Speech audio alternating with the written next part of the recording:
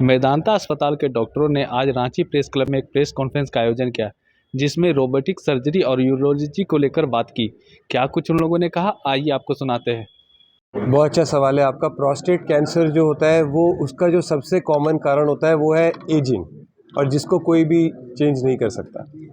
तो जैसे जैसे उम्र बढ़ती जाती है, अनफॉर्चुनेटली बाकी मेडिकल एडवांसमेंट्स की वजह से अब जो प्रोस्टेट लोग जो हैं वो ज़्यादा उम्र तक जी रहे हैं, मेल्स ज़्यादा उम्र तक जी रहे हैं, तो एज के साथ साथ प्रोस्टेट की कैंसर होने की संभावना भी बढ़ती जाती है।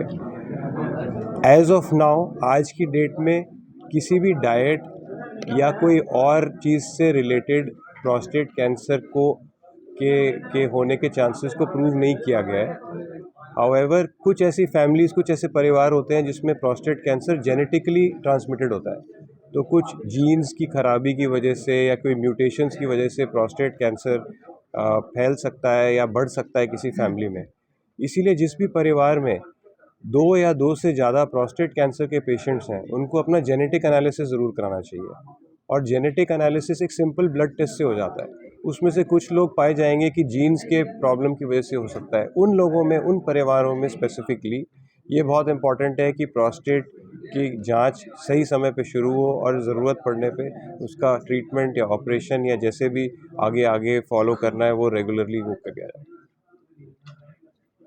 रोबोटिक ऑपरेशन रोबोट ऑपरेशन करते हैं तो उसमें क्या मतलब खूबी होती है? जैसे कि डॉक्टर करते हो पर रोबोट करते हैं तो क्या कुछ फ़ायदा होता है? जब आपका जो सवाल बहुत अच्छा है, रोबोटिक सर्जरी में क्या एडवांटेज होती है एक नॉर्मल ओपन ऑपरेशन से।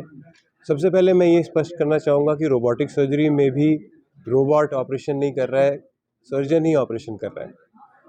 रोबोट केवल एक माध्यम है, और उस माध्यम से जो है वो सर्जन जो भी हैंड की मूवमेंट्स करता है वो रोबोट की मूवमेंट्स के में ट्रांसलेट हो जाती हैं। इसमें छोटे कट्स लगते हैं, इसमें ब्लड लॉस कम होता है, इसमें बीमारी अच्छी तरह से पूरी निकालने के चांसेस ज़्यादा होते हैं, कॉम्प्लिकेशंस कम होती हैं।